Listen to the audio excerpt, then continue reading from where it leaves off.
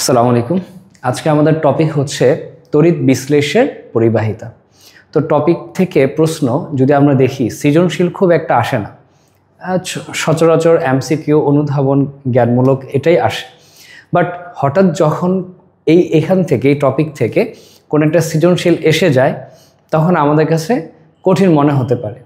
তাই যখন প্রশ্ন কঠিন হয় তখন মনে হয় যে এটা আনকমন ছিল, ওই আনকমন হওয়ার কারণে কঠিন মনে হয়। তো এই জন্য আমাদের এখানে প্রিপারেশনটা ভালো নেওয়া দরকার। তড়িৎ বিশ্লেষের পরিবাহিতা বলতে গেলে আমরা রোধের সূত্র থেকে আমরা কি পাই? আমরা জানি যে একটা পরিবাহী, যেটা সলিড পরিবাহীর ক্ষেত্রে রোধ কিসের সমানুপাতিক, কার সমানুপাতিক? ডিস্টেন্স মানে লেন্থ এবং ক্ষেত্রফলের যে ওয়্যার বা তার প্রস্থচ্ছেদের ক্ষেত্রফলের ব্যাসানুপাতিক। অর্থাৎ যত দৈর্ঘ্য বাড়বে তত আমার এখানে কি বাড়বে? যত দৈর্ঘ্য বাড়বে তত আমার রোধ বাড়বে। অর্থাৎ এই যে দৈর্ঘ্যের সমানুপাতিক এবং প্রস্থচ্ছেদের ক্ষেত্রফলের ব্যস্তানুপাতিক। তাহলে পরিবাহীতে এই যে রোধ বেড়ে যায় যদি দৈর্ঘ্য বাড়লে, কিভাবে? ধরো আমি একটা কপারের তার নিলাম, এখানে আমার সবগুলোই হচ্ছে বেসিক্যালি কপার অ্যাটম। ধরো প্রতিটা একটা কপার অ্যাটম, এগুলো কপার ইলেকট্রন, একটা ওয়্যার বা একটা তার। ধরো এখানে তুমি কোন একটা পটেনশিয়াল ডিফারেন্স তৈরি করলাম, পজিটিভ চার্জ, ফলে কি হবে? এখান থেকে ইলেকট্রন এখানে যাবে, ইলেকট্রন এখানে যাবে, একটা ফ্লো শুরু হয়ে যাবে। তাহলে এই ক্ষেত্রে একটু চিন্তা করে বলো তো, রোধ এখানে কোনটা? রোধ হচ্ছে এই পুরো রাস্তাটাই বা পুরো পথটাই। কিভাবে? ধরো এই যে আমাকে যদি বলা হতো যে শুধু ইলেকট্রনটা এখান থেকে এখানে যাবে, তাহলে রোধ এতটুকু। যদি বলা ইলেকট্রন এখান থেকে এখানে যাবে, তাহলে পুরো রাস্তাটাই তার জন্য কি হবে? রোধ বলে বিবেচনা করা হবে। কেননা কপারের নিউক্লিয়াসের আকর্ষণটাকে ছেড়ে দিয়ে এই ফ্রি ইলেকট্রনটা পাশের অ্যাটমে চলে যাচ্ছে। তার মানে এক অরবিট থেকে সে অন্য একটা অরবিটে চলে যাচ্ছে। সো একটা পটেনশিয়ালের কারণেই কিন্তু সে ছুটছে ওদিকে। তো এই ছোটাছুটি করা, যে এক শেল থেকে অন্য পরমাণুর একটা শেলে যাওয়া, এটা এমনি এমনি হবে না। এই আকর্ষণটাকে জাস্ট অতিক্রম করে, এই আকর্ষণটাকে কি করে মানে অ্যাভয়েড করে পাশের অ্যাটমে যে যাওয়া, এটাই একটা বাধা, এটাই হচ্ছে কি? রোধ। তাই দৈর্ঘ্য যত বাড়বে রোধ তত বাড়বে। আবার বলা হচ্ছে ক্ষেত্রফলের ব্যাসানুপাতিক। মানে আমি যদি প্রস্থচ্ছেদের ক্ষেত্রফলটা যদি নেই, বড় বেশি করে নেই, ধর এটা একটা চিকন তার, এটা একটা মোটা তার, যেখানে অনেক বেশি কপার অ্যাটম থাকবে, তাহলে এখানে পরিবাহিতা বেড়ে যায়, মানে রোধ কমে যায়। কেন? ধর একটা উদাহরণস্বরূপ আমি যদি বলি, এখানে আমার কথার কথা 5টা ইলেকট্রন ছিল। তো এই 5টা ইলেকট্রন আমি যদি এখান থেকে আবার এখানেও আনি, দুই জায়গায় যদি পরিবহন করাইতে চাই, তো এই 5টা ইলেকট্রন এখান দিয়ে যাবে, তার দিয়ে যাবে। কিভাবে যাবে? এটা এখানে আসবে, এটা এখানে যাবে, এটা এখানে আসবে, এটা এখানে, একই সাথে কিন্তু একই মুহূর্তে, তখন এটা এখানে আসবে। এমন করে করে কয়টা? 5টাই এভাবে যেতে থাকবে। আচ্ছা, তাহলে 5টা যদি এভাবে যেতে থাকে, তাহলে ধরো আমার এই 5টা যেতে একটাই ওয়ে বা একটাই রুট আমাকে ব্যবহার করতে হচ্ছে, শুধু এইটা। এবং এইখানে যদি ওই 5টা ইলেকট্রনকে যদি আমি একটা প্রস্থচ্ছেদের ক্ষেত্রফল বেশি বিশিষ্ট একটা তার দিয়ে প্রবাহিত করাই, বলতো এই ইলেকট্রনের জন্য সম্ভাবনা কি? সে চাইলে এখান দিয়েও যেতে পারে, এই রুট, সে চাইলে এই রুট দিয়েও যেতে পারে, সে চাইলে এই রুট দিয়েও যেতে পারে। তার মানে কপারের ইলেকট্রনগুলো যা থাকে তো তাই, শুধুমাত্র এখানে আসলে এই ঘাটতি পূরণ করবে এটা এখানে এসে। তার মানে এটা একটা প্রশস্ত রাস্তা যেখানে মানুষের চলাচল অনেক আরাম, আর এখানে সরু একটা চিকন রাস্তা যেখানে বেশি মানুষ চলতে গেলে বাধা প্রাপ্ত হবে। তাহলে রোধ হচ্ছে দৈর্ঘ্যের সমানুপাতিক এবং ক্ষেত্রফলের ব্যস্তানুপাতিক। এখন আমরা যে তড়িৎ বিশ্লেষ্য বলতেছি, এটা মানে কি? তড়িৎ বিশ্লেষ্য পদার্থ হচ্ছে যেটাতে ইলেকট্রিসিটি দিলে, তড়িৎ মানে ভোল্টেজ অ্যাপ্লাই করলে, যে কারেন্ট দিলে যৌগটা বিশ্লেষিত হয়, যৌগটা ভেঙে যায়। যেমন এখানে সোডিয়াম ক্লোরাইড সলিড ছিল, আমি যদি এখানে ব্যাটারি ভোল্টেজ অ্যাপ্লাই করি, তড়িৎ যদি দেই, তাহলে সোডিয়াম প্লাস ছুটে যাবে এবং ক্লোরাইড এখানে যাবে, সোডিয়াম এখানে যাবে, অর্থাৎ ছুটে গেল, বিশ্লেষিত হলো। ওদেরকে আমরা তড়িৎ বিশ্লেষ্য পদার্থ বলি। এবং ওইখানে পরিবাহিতা কিভাবে হয়? এটা একটা সলিড কন্ডাক্টর ছিল, যেখানে কপারে তার ইলেকট্রনের ফ্লো ছিল, বাট এটা একটা জাস্ট কপার, মেটাল ছিল, ধাতু ছিল, তাই না? আর এটা যদি বলি সোডিয়াম ক্লোরাইড, এটা যদি বলি সোডিয়াম ক্লোরাইড, কখনো সলিড অবস্থায় সে তড়িৎ পরিবহন করবে না, কেননা সোডিয়াম প্লাসের চতুর্দিকে ক্লোরাইড তাকে ঘিরে রাখছে, ক্রিস্টালের মধ্যে তাকে ঘিরে রাখছে, আবার ক্লোরাইডের চতুর্দিকে সোডিয়াম প্লাস তাকে ঘিরে রাখছে।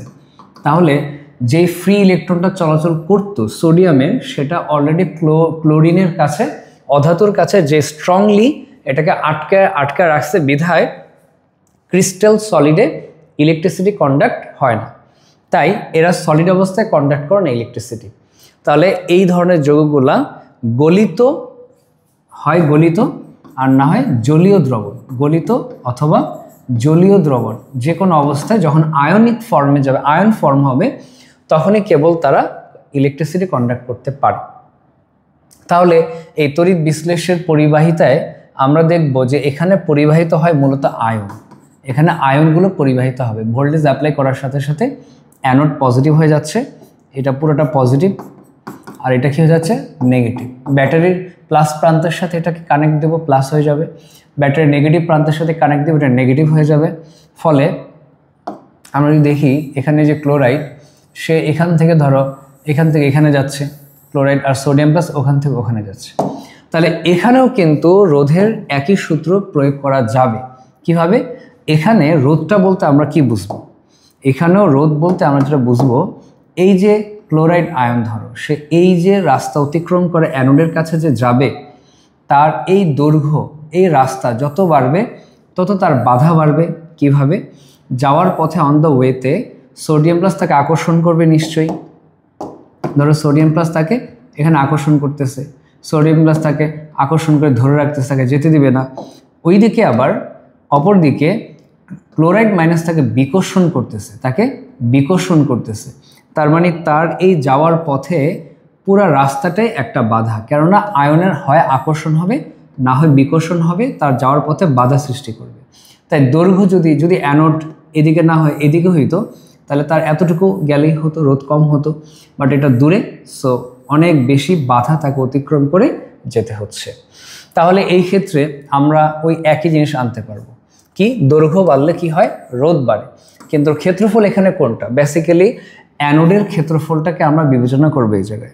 অ্যানোডের ক্ষেত্রফলটা কীভাবে এখানে বিবেচনা করব?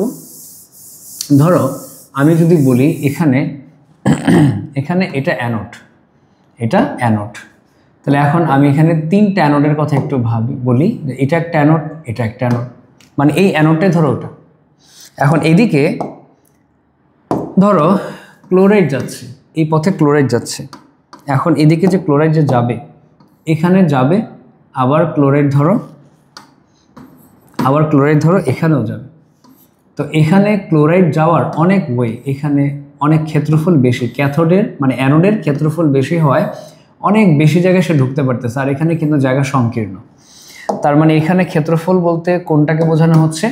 ক্ষেত্রফল বলতে অ্যানোডের ক্ষেত্রফল, মানে দৈর্ঘ্য আর প্রস্থের যে গুণফল, এটা যদি এখানে সংকীর্ণ জায়গায় তুমি অ্যানোড নাও, অল্প পরিমাণ মানে খুব ছোট করে অ্যানোড নাও, তাহলে ক্লোরাইড যদি বেশি হয় এখানে কি হবে, ঘন মানে হওয়ার কারণে জাস্ট রোধ বেড়ে যাবে।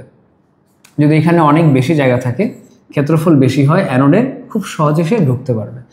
তাহলে তড়িৎ বিশ্লেষ্য পরিবাহীর ক্ষেত্রেও রোধের সূত্র অ্যাপ্লিকেবল। কি সেটা?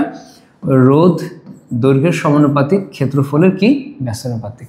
কিন্তু একটা প্রবলেম হচ্ছে যে ইলেকট্রনিক কন্ডাক্টর, যেখানে সলিড বা ধাতু বা গ্রাফাইট, এগুলাতে যেখানে ইলেকট্রন ফ্লো হচ্ছে আর দ্রবণে আয়নের ফ্লো হবে, ক্লোরাইড আয়ন যখন এখানে আসবে, এখানে আসলে ইলেকট্রন ছাড়বে, এই ইলেকট্রন পরিবাহিত এখান দিয়ে আসবে। তো এখন এখানে হয় আয়নের প্রবাহ আর এখানে হয় ইলেকট্রনের প্রবাহ। আচ্ছা, এখানে কোনো বিক্রিয়া হয় না, ইলেকট্রন যদি ফ্লো হয়, বাট এখানে কিন্তু বিক্রিয়া হয়ে যাবে, ক্যাথোডে বিজারণ হবে, অ্যানোডে বিজারণ হবে, ক্লোরাইড অ্যানোডে যাবে। তাহলে আমার এখানে অ্যানোডের বিক্রিয়া কি হবে? অ্যানোডে জাস্ট ক্লোরাইড যে ইলেকট্রনটা ছেড়ে দিবে, ক্লোরিন গ্যাস তৈরি হবে। আবার অ্যানোডে যে কি হবে, ক্যাথোডে গিয়ে কি হবে বিক্রিয়া? ক্যাথোডের মধ্যে বিক্রিয়াটা হবে, সোডিয়াম প্লাস ইলেকট্রন নিয়ে কি হবে, সোডিয়াম জমা হবে, সো জারণ বিজারণ বিক্রিয়া হয়ে যাবে। কিন্তু রোধ আমরা হিসাব করি সলিড পরিবাহী বা ইলেকট্রনিক কন্ডাক্টরের ক্ষেত্রে, কিন্তু তড়িৎ বিশ্লেষ্য পরিবাহীর ক্ষেত্রে আমাদের জন্য সহজ হচ্ছে, হিসাব নিকাশের সুবিধা হচ্ছে পরিবাহিতা দিয়ে। তাহলে পরিবাহিতা এল জিনিসটা কি?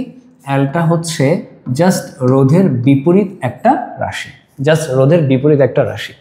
তাহলে এখানে যদি আমরা সূত্রটাকে সিম্পলিফাই করি বা সমান যদি আনি, একটা ধ্রুবক এখানে আনবো, যাকে আমরা বলি স্পেসিফিক রেসিস্ট্যান্স বা আপেক্ষিক রোধ। সো আপেক্ষিক রোধ তাহলে কি দাঁড়ায়? এমন একটা রোধ যেখানে আমরা একটা সংজ্ঞা দিতে গেলে এটাকে 1 বানায় ফেলবো। তো কী দিয়ে 1 বানাবো? যদি ক্ষেত্রফল 1 সেন্টিমিটার স্কোয়ার হয়, দৈর্ঘ্য 1 সেন্টিমিটার হয়, তাহলে যেই রোধ হবে ওটা হলো আপেক্ষিক রোধ বা স্পেসিফিক রেসিস্ট্যান্স। অর্থাৎ এখানে আমার যদি দৈর্ঘ্য 1 সেন্টিমিটার হয়, ক্ষেত্রফল যদি 1 সেন্টিমিটার স্কোয়ার হয়, এখানে যে রোধটা সে ফেস করবে ওই রোধটাই হচ্ছে স্পেসিফিক রেসিস্ট্যান্স। তাহলে পরিবাহিতা, যেহেতু আমরা এখন পরিবাহিতা নিয়ে কথা বলতেছি, জাস্ট ওটার বিপরীত রাশিটা, জাস্ট কি একটা বিপরীত রাশি। তাহলে রোধের ক্ষেত্রে যেটা তুমি দেখবা যেটা ওটা ইনভার্স, জাস্ট এটা হবে এরকম, ক্ষেত্রফলের সমানুপাতিক দৈর্ঘ্যের ব্যস্তানুপাতিক। তাহলে আমরা যদি এখানে সমান দিই, একটা ধ্রুবক আসবে যাকে বলা হয় কাপ্পা, ঠিক আছে, কাপ্পা বলা হয়।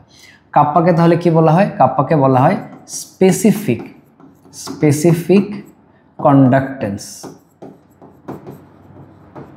বা বাংলায় বলা হয় আপেক্ষিক পরিবাহিতা। বাংলায় বলা হয় আপেক্ষিক পরিবাহিতা। তাহলে কাপ্পাকে ডিফাইন করতে গেলে আমরা কিভাবে করতে পারবো ডিফাইন? কাপ্পাকে ডিফাইন করতে গেলে আমরা বলতে পারি যে এল সমান সমান kappa into A by L. তাহলে কাপ্পাকে রেখে আমরা এল জাস্ট উল্টা মানে আর্গুমেন্ট করে দিলাম। তাহলে যদি দৈর্ঘ্য হয় 1 সেন্টিমিটার, দৈর্ঘ্য যদি হয় 1 সেন্টিমিটার, ক্ষেত্রফল যদি হয় 1 সেন্টিমিটার স্কোয়ার, ওইখানকার যে পরিবাহিতা তাকে আপেক্ষিক পরিবাহিতা বলা হয়। এই ক্ষেত্রে একটু খেয়াল করো, তাহলে আমরা এই কাপ্পাকে আমরা কিভাবে সংজ্ঞায়িত করতে পারি? ধরো এমন একটা পরিবাহী আমরা নিলাম, ইমাজিন করো, কল্পনা করো এমন একটা পরিবাহী কোষ আমরা বানালাম যেখানে দৈর্ঘ্য, ধরো এই পুরা দেয়ালটা হচ্ছে অ্যানোড ধরে নিলাম, ব্যাটারি প্লাসের সাথে আমরা কানেক্ট করলাম, তাহলে পুরোটা হবে কি অ্যানোড, আর এই পুরোটা ব্যাটারির মাইনাসের সাথে কানেক্ট করলে এটা হবে পুরোটা কি নেগেটিভ। এই দেয়াল আর ওই দেয়াল ধরো স্বাভাবিক, শুধুমাত্র এই যে এই দেয়ালটা, এই পুরো দেয়ালটা হলো অ্যানোড আর এই পুরো দেয়ালটা হচ্ছে ক্যাথোড। তাহলে যদি আমরা এইভাবে সেট আপ দিতে পারতাম যে একটা ক্লোরাইড আয়ন এখান থেকে কোথায় যাবে? এইখানে যাবে। কত দৈর্ঘ্য? ধরো 1 সেন্টিমিটার এই দৈর্ঘ্যটা, এবং যে অ্যানোডের কাছে যাবে তার দৈর্ঘ্য ধরো 1 সেন্টিমিটার, আবার প্রস্থ ধরো 1 সেন্টিমিটার। তাহলে এইটার ক্ষেত্রফল কত হয়? এটার ক্ষেত্রফল হয় 1 সেন্টিমিটার স্কোয়ার। তাহলে একটু বিবেচনা করো, এই যে লেন্থ হচ্ছে কত? 1 সেন্টিমিটার দৈর্ঘ্য, আবার অ্যানোডের ক্ষেত্রফল কত? 1 সেন্টিমিটার স্কোয়ার। এই জায়গার মধ্যে ক্লোরাইড পরিবাহিত হয়ে যাবে, যেই পরিবাহিতা দেখাবে তাকে বলা হয় কাপ্পা। তাহলে আমি যদি একক আয়তনের কথা বলি, অর্থাৎ এখানে একটা তড়িৎ বিশ্লেষণ নিব, এমন একটা জায়গা বা এমন একটা তুমি জায়গা কল্পনা করো যেখানে একটা ঘনকের মতো, তাই না? এটা একটা জাস্ট একটা ঘনক বা কিউব। কিভাবে? যেখানে দৈর্ঘ্য 1 সেন্টিমিটার, প্রস্থ 1 সেন্টিমিটার, পুরুত্ব 1 সেন্টিমিটার। ধরো এভাবে যদি আমরা ডিফাইন করি, দৈর্ঘ্য, প্রস্থ, পুরুত্ব বা উচ্চতা যদি সবই যদি 1 সেন্টিমিটার হয়, মানে অ্যানোডের ক্ষেত্রফল 1 সেন্টিমিটার স্কোয়ার, আর এটা ধরো পুরুত্ব বা দৈর্ঘ্য বা যাই বলো, তাহলে দৈর্ঘ্য, প্রস্থ, উচ্চতা। এখানে যে তড়িৎ বিশ্লেষণ আমরা নিব, নিশ্চয় তার আয়তন হইতে হবে দৈর্ঘ্য, প্রস্থ, উচ্চতা, মানে পুরোটা এখানে যে তড়িৎ বিশ্লেষণ হবে সেটা হবে 1 cm3। কত হবে সেটা? 1 cm3। তাহলে বলা যায় যে ভি আয়তন, এই পাত্রটার আয়তন যদি ভি হয়, আর সে আয়তন যদি 1 সেন্টিমিটার দৈর্ঘ্য, প্রস্থ, উচ্চতা যদি এইভাবে নেওয়া যায়, দৈর্ঘ্য আর এই ক্ষেত্রফল 1 সেন্টিমিটার স্কোয়ার যদি হয়, তাহলে আয়তন হবে 1 cm3। তাহলে আমরা এটাও বলতে পারি কাপ্পা কাকে বলে, যে 1 সেন্টিমিটার কিউব যে কোনো তড়িৎ বিশ্লেষের পরিবাহিতাকে আমরা কাপ্পা বলবো। এটা একটা ধ্রুবক হয়ে গেল যাকে আপেক্ষিক পরিবাহিতা বলা যায়। তাহলে এই সেন্সে যদি 1 cm3 না হয়, যে কোনো আয়তন হয়, ধরো আমি যদি বলি আমার এটা হচ্ছে ধরো যে কোনো আয়তনের, ধরো এইটা ধরে নিলাম ফর দ্য টাইম বিং, এই যে এটা কাপ্পা যে একক আয়তন, ধরো এটা এই এতটুকু, কিন্তু আমার তড়িৎ বিশ্লেষ্য আরও বেশি নিলাম, ধরো এই যে বেশি যে নিলাম কমও নিতে পারি, ধরলাম এটা ভি আয়তন ভি সিএম কিউব, আর এতটুকু হচ্ছে 1 সিএম কিউবের। তাহলে মোট পরিবাহিতা কত হবে? তাহলে আমরা বলতে পারি 1 সিএম কিউব আয়তনের পরিবাহিতাকে যদি কাপ্পা বলা হয়, তাহলে পুরা আয়তন যদি ভি সিএম কিউব হয় তার পরিবাহিতা হবে কি কাপ্পা ইন্টু ভি, যাকে মোট পরিবাহিতা এল বলা হচ্ছে, কাপ্পা ইন্টু ভি। সো এটা আমাদের একটা সমীকরণ হয়ে গেল, সূত্রের জন্য সুবিধা হবে পরবর্তীতে। তাহলে এককগুলো আমরা একটু ক্লিয়ার করি। আমরা জানি রোধের একক হচ্ছে ওহম, তাহলে পরিবাহিতার একক কি হবে 1/R, মানে 1/ওহম অথবা ওহম ইনভার্স, এটাকে আমরা ওহম ইনভার্স বলি অথবা উল্টা এমএচও মো বলি। এইটাকে বলা হয় সিজিএস একক। কি বলা হয়? সিজিএস। আর এটা সিমেন্স হবে যদি এসে একক তুমি বলো, সিমেন্স এটা হচ্ছে এসে একক পরিবাহিতার। তাহলে পাশাপাশি কাপ্পার একক কি হবে? কাপ্পার একক হবে যদি পরিবাহিতার একক হয় সিজিএস এককে 1/ওহম, আর দৈর্ঘ্য যদি হয় সেন্টিমিটার স্কোয়ার, তাহলে কি দাঁড়ায় ohm inverse ohm inverse into centimetre inverse. এটা হচ্ছে সিজিএস এককে, এটা সিজিএস এককে। আর এসে এককে হবে ওহম ইনভার্সের জায়গায় আমরা সিমেন্স দিব, সেন্টিমিটার ইনভার্স জায়গায় মিটার ইনভার্স দিব। এটা হলো এসআই একক, এগুলো পরীক্ষায় আসে এমসিকিউতে।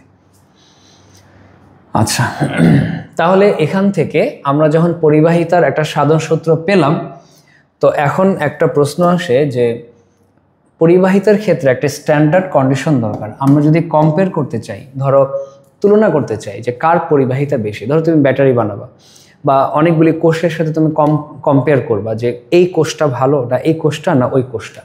তাহলে সেই ক্ষেত্রে ধরো আমি একটা উদাহরণ দিচ্ছি, আমরা সিলভার নাইট্রেট নিলাম, কপার সালফেট নিলাম, সোডিয়াম ক্লোরাইড নিলাম, এবং এটা করতে যে আমরা একটাতে আয়তন কম নিলাম, আরেকটাতে আয়তন আরও কম নিলাম, আরেকটা আয়তন অনেক বেশি নিলাম। যদি এমন করি, একটাতে ধরো নিলাম কত, একটাতে ধরো নিলাম 5 মোল, হ্যাঁ, আরেকটাতে নিলাম ধরো 10 মোল, আরেকটাতে ধরো নিলাম ধরো 100 মোল।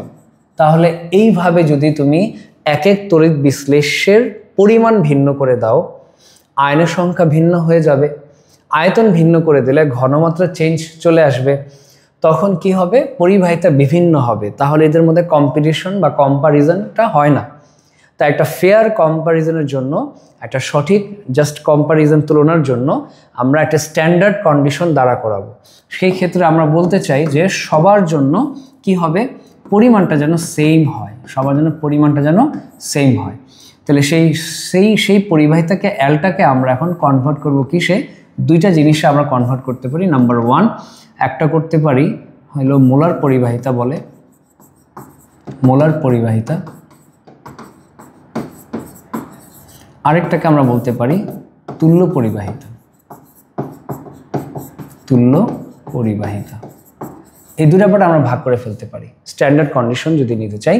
তাহলে সবার জন্য সেম মোল আমরা নিব। যদি বলি মোলার পরিবাহিতা, তাহলে সবার জন্য 5 মোল না, ধরো এটাও নিব আমরা 1 মোল করে, এটাও নিব আমরা 1 মোল করে, ইভেন এটাও নিব আমরা 1 মোল করে নিব। তাহলে যে কোনো একটা ঘনমাত্রা ধরলাম, যে কোনো একটা ঘনমাত্রা ধরো m মোল পার লিটার, যে কোনো একটা ঘনমাত্রা m মোল পার লিটার। তাহলে এই ক্ষেত্রে m মোলের যদি নেই, তাহলে তার আয়তন কত? 1 লিটার, মানে 1 লিটার মানে দ্যাট মিনস 1000 সিএম কিউব। তাহলে ওই তড়িৎ বিশ্লেষণের 1 মোলের আয়তন কত হবে? 1 মোল আয়তন হবে 1000/m সিএম কিউব। তাহলে সবার জন্য যদি নির্দিষ্ট করে দেওয়া হয় 1 মোলই নিতে হবে, তাহলে এই 1 মোলের আয়তন কত? এই যে এটা ভলিউম। একটু আগে আমরা দেখলাম সূত্র হচ্ছে যে কোনো পরিবাহিতা মানে কাপ্পা, যেটাকে একক আয়তনের পরিবাহিতা বলা হচ্ছে, ইন্টু টোটাল ভলিউম। যদি এই সূত্রটাকে আমরা আবার এখানে আনি যে এল হচ্ছে মোট পরিবাহিতা হচ্ছে কাপ্পা ইন্টু ভলিউম।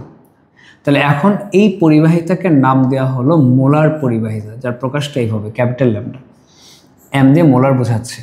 তাহলে একক আয়তনের পরিবাহিতা হচ্ছে কাপ্পা, আর মোট পরিবাহিতা এখানে যে আয়তনটা ভি, সেটা হচ্ছে যে 1 মোলের আমরা এবার হিসাব করব আয়তন, যে কোনো আয়তন না, প্রতিটার 1 মোলের আয়তন কত, এই যে এটা, সো 1000/m। তাহলে এটা আমাদের একটা সূত্র হয়ে গেল কি, মোলার পরিবাহিতা। সব পদার্থকে 1 মোল করে নিব, অথবা তুল্য পরিবাহিতা, যেটা নর্মালিটিতে আমরা প্রকাশ করি। ধরো আমরা এখন সব পদার্থকে তুল্য পরিবাহিতার সেন্সে যদি বলি, তাহলে এইভাবে হয়,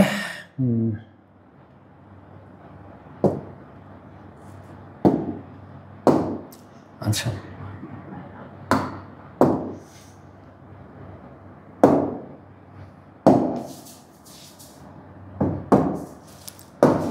তাহলে দেখো, এখন যদি আমি মোলার পরিবাহিতায় যাই, তুল্য পরিবাহিতায় যদি যাই, তুল্য পরিবাহিতায় যদি আমরা এখন আসি,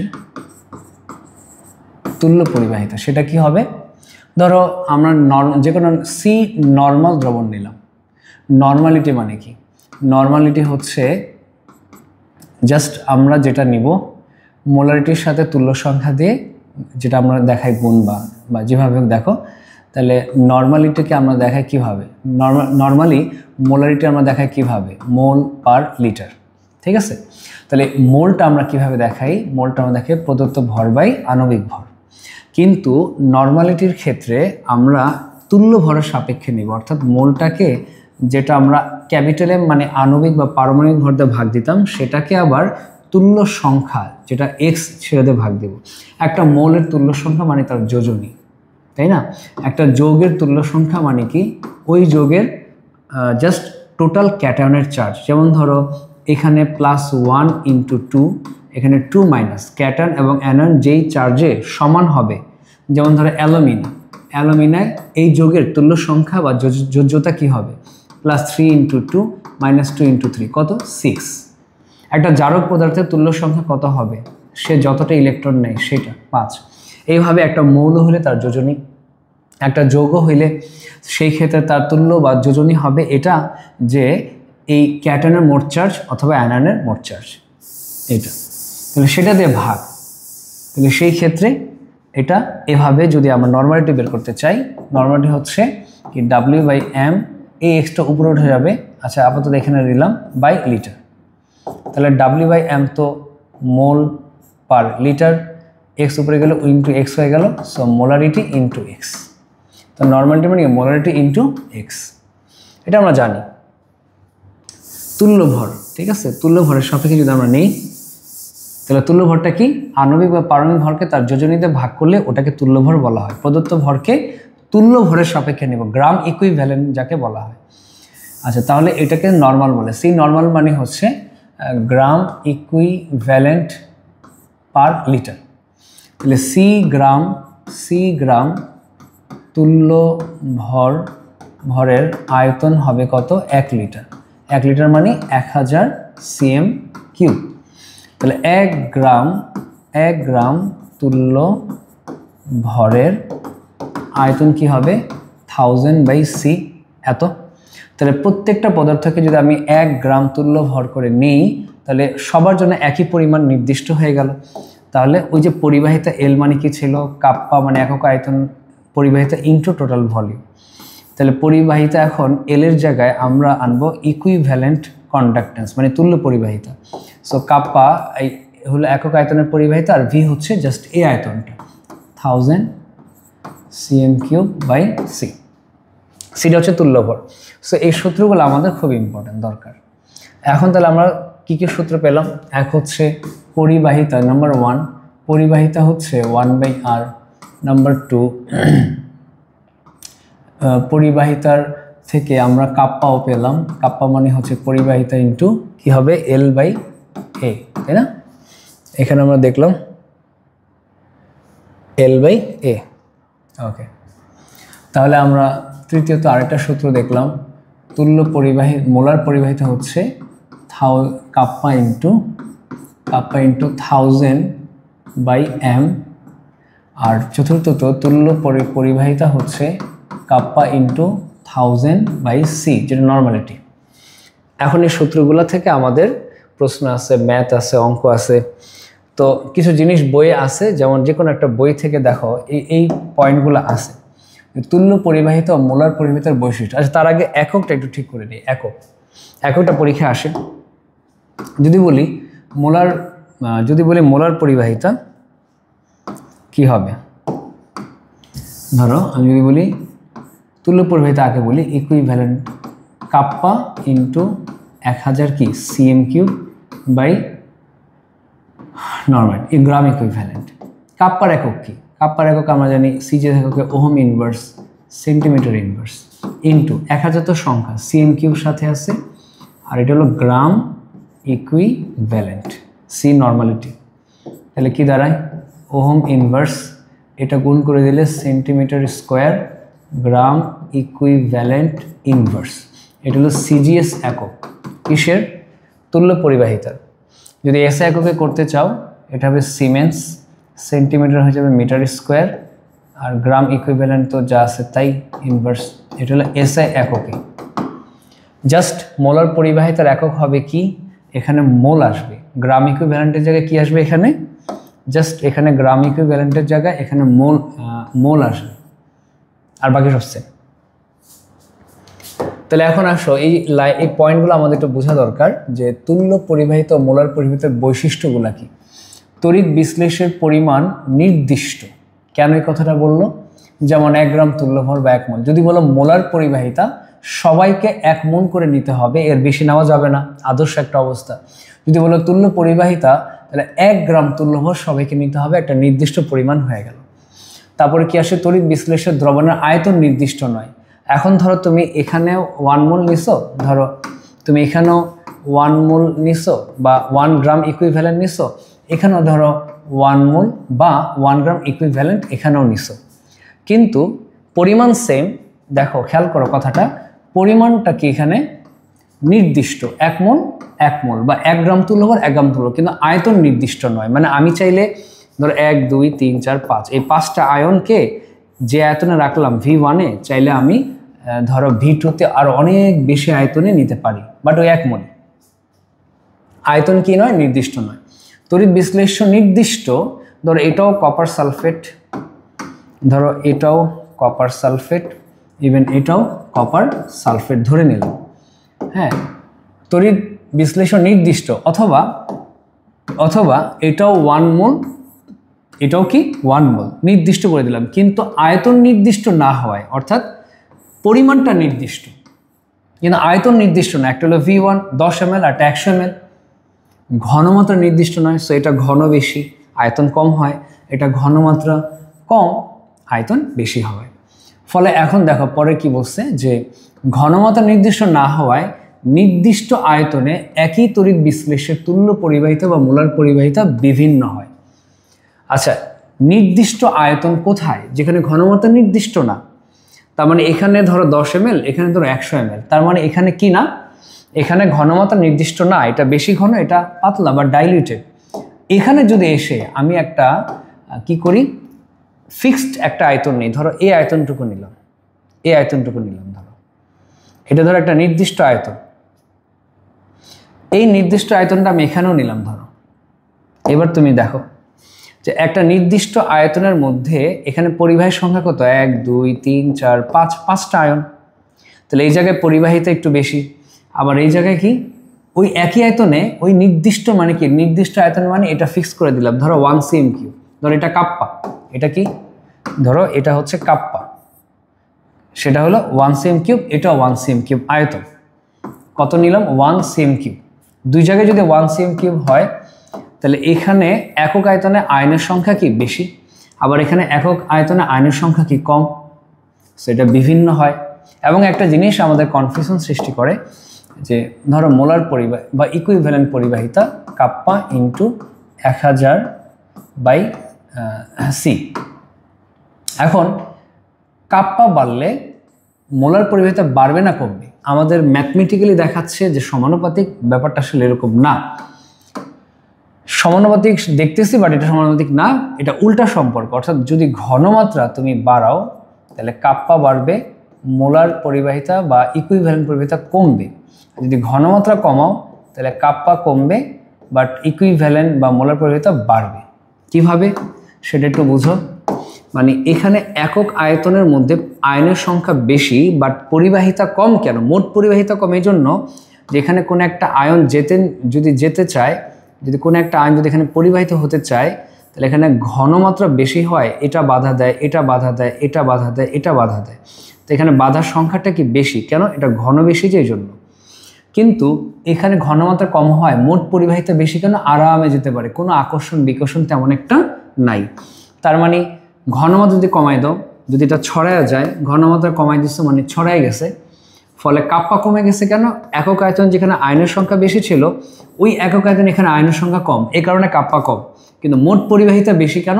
কারণ এখানে জাম নাই। কেননা পরিমাণ তো নির্দিষ্ট, এটাও 1 মোল বা 1 গ্রাম ইকুইভ্যালেন্ট, ওটাও 1 গ্রাম ইকুইভ্যালেন্ট, সো পরিমাণ তো সেম, এখানেও 5টা ওখানেও 5টা, বাট এখানে জাম নেই, আরামে যেতে পারে। ঘনমাত্রা কম তো পরিবাহিতা বেশি, ঘনমাত্রা বেশি তো পরিবাহিতা কম। ঠিক আছে, এই পড়াগুলো আমাদের বুঝতে হয়। আচ্ছা, এখানে একটা গ্রাফ ঘনমাত্রার সাথে একটা বইয়ের গ্রাফ দেখো। এখানে যেটা দেখাচ্ছে, এটা আমরা দেখতে পাচ্ছি যে যদি স্ট্রং ইলেকট্রোলাইট, এখানে একটা ওয়াই অ্যাক্সিস নেওয়া হলো, যেখানে মোলার বা তুল্য পরিবাহিতা নেওয়া হলো ওয়াই অ্যাক্সিসে, আর অ্যাক্সিসে ঘনমাত্রা √c। বলতে পারো স্যার √c কেন? এখানে একটা সমীকরণ থেকে আনা হয়েছে, তো সমীকরণটা তো অনেক বড়, আমরা ওদিকে যাচ্ছি না। সমীকরণ প্রমাণটা আমাদের এই সিলেবাসে নাই। অলরেডি তোমরা একটা সূত্র শিখেছিল 4th চ্যাপ্টার ফার্স্ট পার্টে,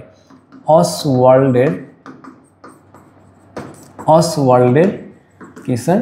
লঘুকরণ সূত্র, অসওয়াল্ডস ডাইলেশন ল তোমাদের পড়া হয়ে যাওয়ার কথা। এটা কি ছিল? জাস্ট এরকম মনে আছে কিনা, অ্যাসিটিক অ্যাসিড একটা দুর্বল অ্যাসিড ছিল, তা অল্প পরিমাণে বিয়োজিত হয়, অল্প পরিমাণে বিয়োজিত হয় H+, সামান্য, খুবই সামান্য।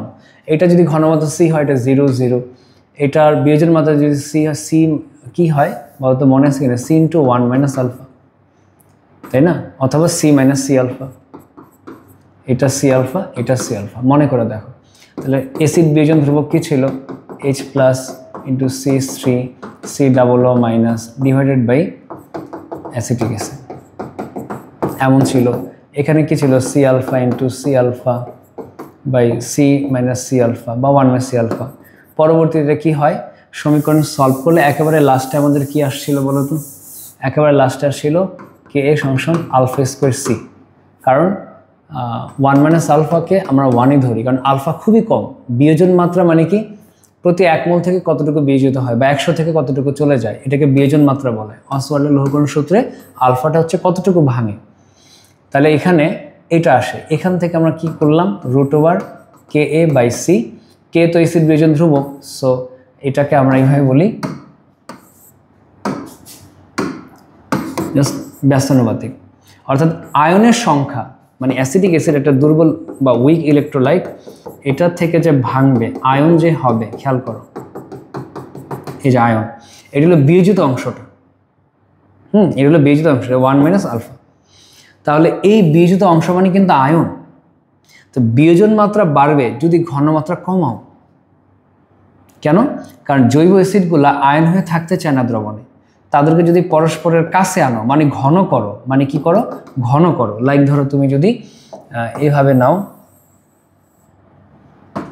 ধরো এখানে যদি তুমি এভাবে বিবেচনা করো, এখানে তোমার আছে ধরো আয়ন 1 2 3 4, 4টা ধরো। এখন যদি তুমি এক কাজ করো, এটাকে এখানে এনে আয়তন বড় করে দাও, তাহলে কি হবে? তাহলে যেটা হবে, এরা ছড়ায় পড়বে। তার মানে এটার অর্থ দিয়ে বোঝাচ্ছে যে এখানে যদি অর্গানিক আয়নগুলো কাছাকাছি থাকে, তাহলে এটা কাছাকাছি থাকলে তাদের মধ্যে আকর্ষণটা বেশি। কেন?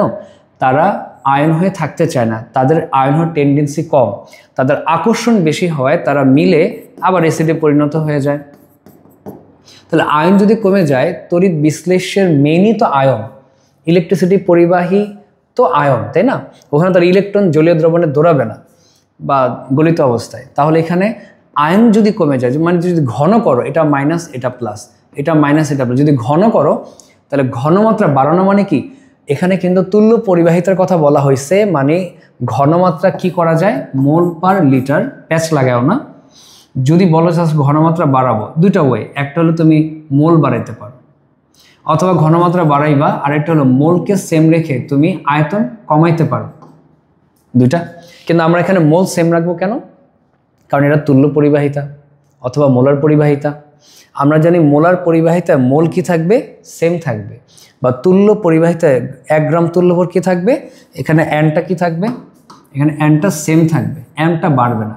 তুমি যদি ঘনমাত্রা বাড়াইতে চাও আয়তন কমাবা, অথবা ঘনমাত্রা কমাইতে চাও আয়তন বাড়াবা। সো মোল কিন্তু বাড়বেও না কমবেও না, মোল বা গ্রাম তুল্য ভরটা সেম থাকবে।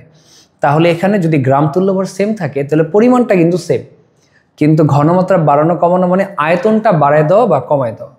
তাহলে সেই ক্ষেত্রে যেটা আমরা বলতেছি সেটা হলো, যদি তারা কাছাকাছি রাখো, ঘন করে রাখো, তাহলে আকর্ষণ বেশি, ফলে তারা বিয়োজিত যেটা ছিল, বিয়োজিত মানে আয়ন হয়ে থাকার যে প্রবণতা ছিল তা কমে যাবে। অনেক কাছাকাছি থাকলে তারা আবার যুক্ত হয়ে পশ্চাৎ দিকে চলে আসবে, আয়ন হয়ে থাকার প্রবণতা কম। কিন্তু যদি অনেক আয়তন বাড়ায় দাও তাহলে তারা পরস্পর থেকে অনেক দূরে চলে গেছে, দূরে চলে যাওয়ায় এখন কি এটা প্লাস, এটা ধরো মাইনাস, এটা ধরো এটা ধরো প্লাস, এটা ধরো মাইনাস, তাহলে ডিস্টেন্স বেড়ে যাওয়ায় আমাদের এখানে কি হচ্ছে, তারা বেশি পরিমাণে ভাঙতে পারতেছে, বেশি আয়ন হচ্ছে। তার মানে এখানে এই যে রুট ওভার সি মানে ঘনমাত্রাটা অসওয়াল্ডের ব্যাপার থেকে আমরা পেতে পারি রুট ওভার সি কীভাবে আসে। তাহলে এখানে ঘনমাত্রার বর্গমূল, তো ঘনমাত্রা যদি বাড়াও, অর্থাৎ এখানে যদি তুমি ঘনমাত্রায় যদি এখানে বাড়াইতে থাকো, তার মানে আয়তন কমাইতে থাকবা, চাপাইতে থাকবা, চেপে গেলে দুর্বল তড়িৎ বিশ্লেষের ক্ষেত্রে কি হয়, তারা কাছাকাছি আসে, পরস্পর মিলে আয়নের সংখ্যাটা কমায় দেয়। তাহলে পুরো জিনিসটাকে যদি আমি এভাবে ব্যাখ্যা দিই,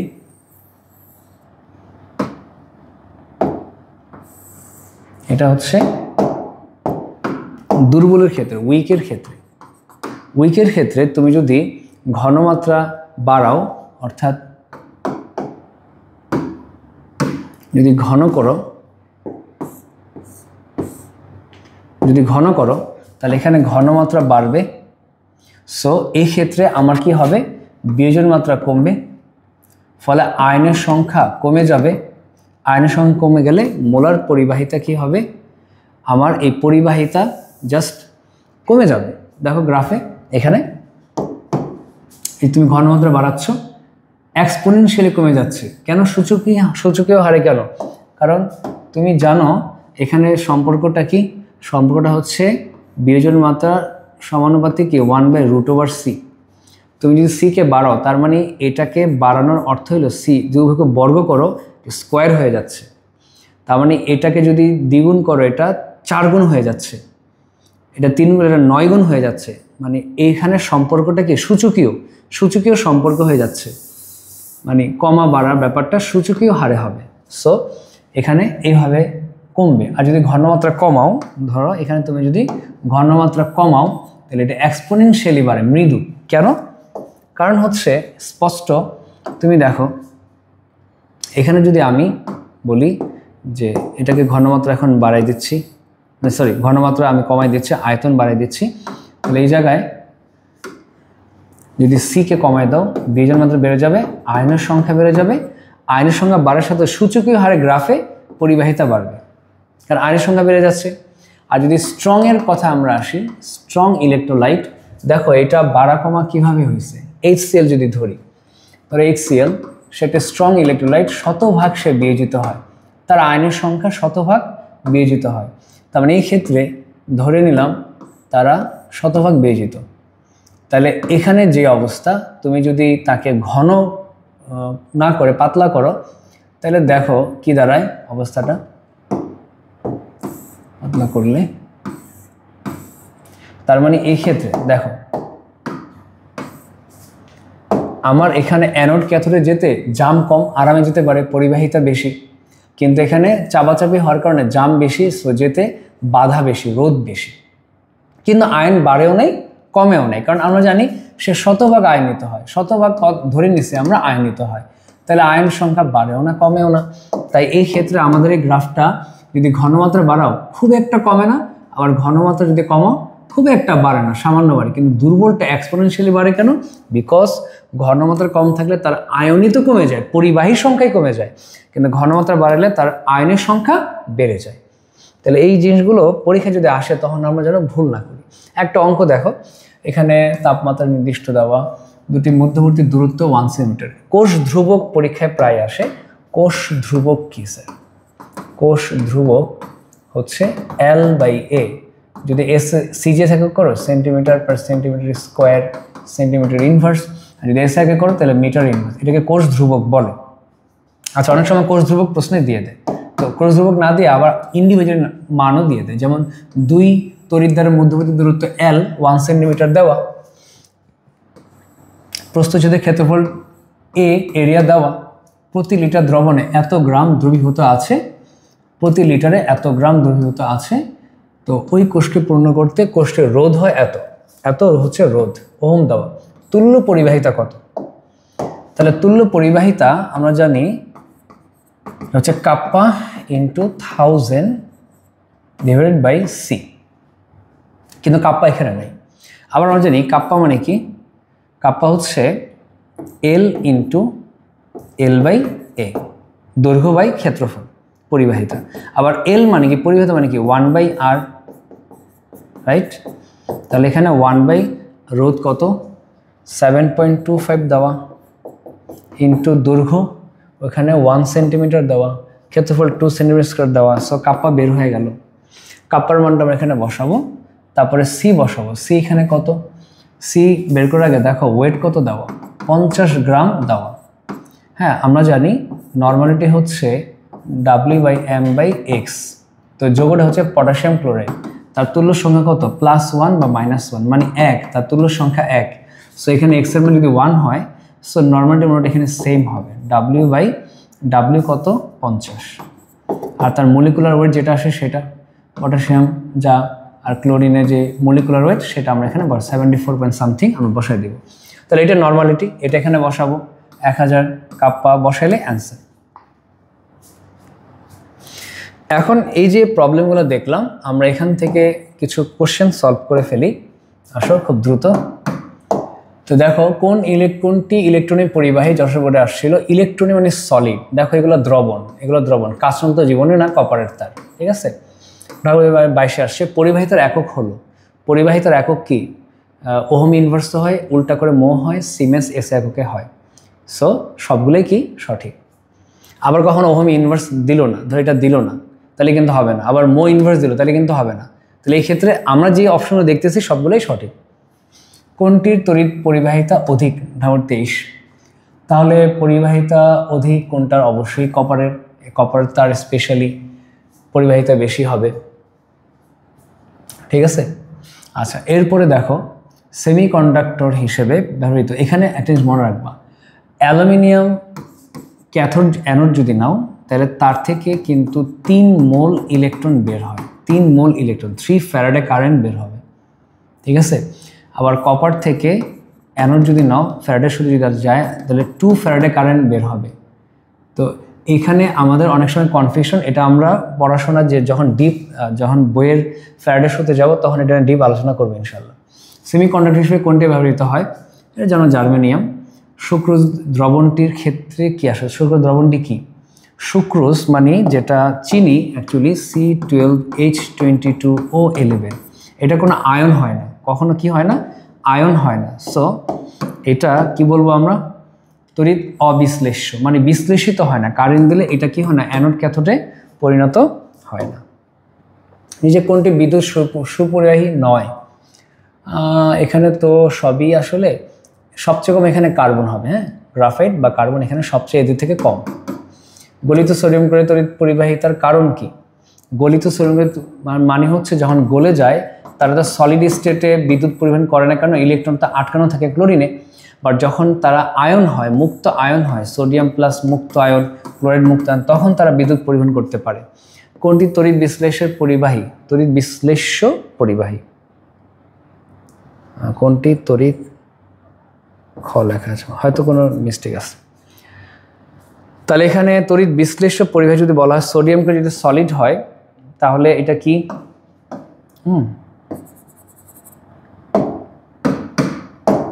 সলিড কখনোই বিশ্লেষ্য না।